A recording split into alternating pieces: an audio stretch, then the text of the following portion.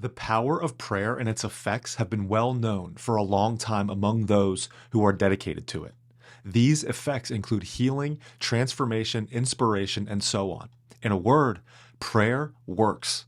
Listen to this clip from world-renowned neuroscientist Andrew Huberman. Then, I'm going to share some pretty amazing research into prayer and its effects on the brain. Check this out. But yeah, I pray out loud in the morning, sometimes again in the middle of the night if I wake up. Mm-hmm. And it's only recently that I've been doing this more often.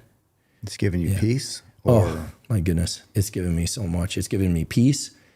And, it's going to sound weird and probably people are going to be like, what are you talking about? If it works. Mm-hmm. It works. There's a way in which certain things I was grappling with, I just couldn't resolve. Mm-hmm. I couldn't do it. And it was all internal and I just couldn't do it. How were you trying to resolve these things? Like have an answer? Yeah, discipline myself. I mean, it wasn't like I was super, undisciplined. I mean, obviously I have a lot of self-discipline, but yeah. I always pray, I want to remove my defects of character. I want to, I certainly pray for other people. I mostly, these days I pray for the ability to really harness as much care and love for other people and for myself, something I haven't been that good at in my lifetime, in order to be able to put the best possible work into the world, to really serve. Like I really see myself as serving higher power. Like I'm a conduit. Right. And the better I can do that, the better I'm serving. The better I'm serving, the more I feel connected to humanity. Science is actually beginning to confirm the incredible effects that prayer has on us. Neuroscientists Andrew Newberg and Richard Davidson conducted research and scanned the brains of people who habitually practice daily prayer and observed that their brains are different. Davidson, who scanned the brains of monks who have logged years of prayer and meditation, has observed that when it comes to things like attention and compassion, their brains are as finely tuned as a late model Porsche. Further, Newberg has observed which parts of the brain increase or decrease in activity during prayer by observing the blood flow in people's brains while they pray. He observed that the frontal lobes, the area of the brain responsible for attention and focus, increases in activity while you pray intently. This explains why the monks that Davidson observed had such impressive attention skills, but it does not address why they were so compassionate. However, Newberg also observed that the parietal lobe, the part of the brain responsible for taking in sensory information, creating our sense of self and orienting us to the world, actually decreases in activity during prayer. Newberg says that people lose their sense of self. They feel a sense of oneness with the universe, a blurring of the boundary between self and other. This oneness, this loss of self, this immersion into that which you are praying is what makes prayer so powerful and so critical for us as human beings. Neuroscientists have also observed that our brains are being sculpted and changed continuously according to the primary focus of our attention. This is called neuroplasticity. According to Newberg, the more you focus on something, whether it's math, auto racing, football, or God, the more it becomes your reality. The more it becomes written in the neural connections of your brain. Our brains were made to transform into that which we focus our attention, into that which we give ourselves to. This is why prayer works and is so powerful.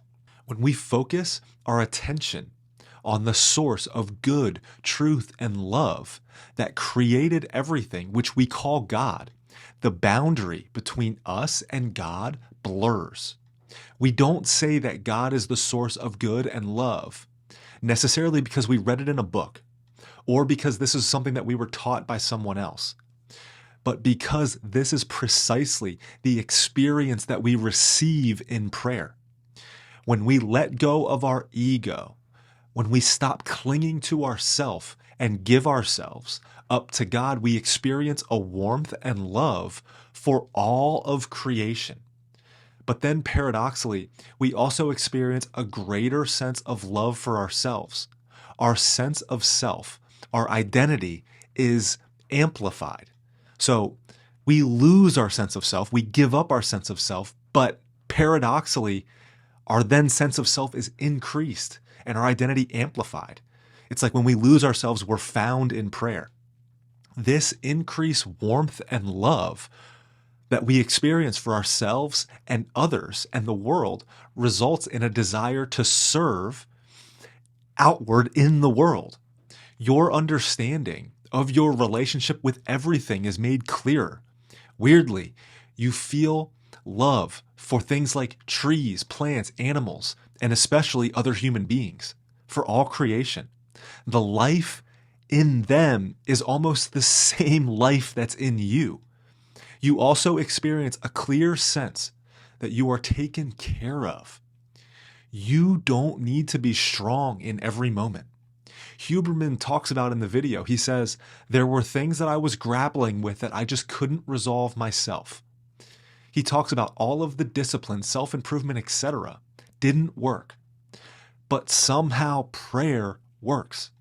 The crazy and amazing thing about prayer is that you are changed through it. You are healed and renewed through it. It unexplainably flips your weaknesses, your suffering, your struggles into strengths.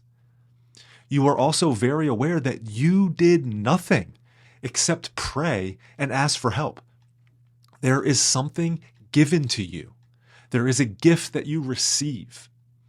This is an incredibly powerful and mysterious experience within prayer. Finally, when our being and God's being become one, we literally become more like God. God becomes written into the neural connections of our brain. When we plug into the source of all life, the love that is God, we are further transformed into the creatures that we were made to be. We know more of who we are, how we fit, what work and service we must do, and the mission of our life. Like prayer is purpose inspiring. Again, as Huberman says, prayer results in him serving others and the world at a higher level. It is no coincidence that those who make prayer a consistent part of their lives are different. Their brains are different. And those who pray desire to be different. Why would you want to be like anyone else? Why would you want to be anyone but yourself in this life?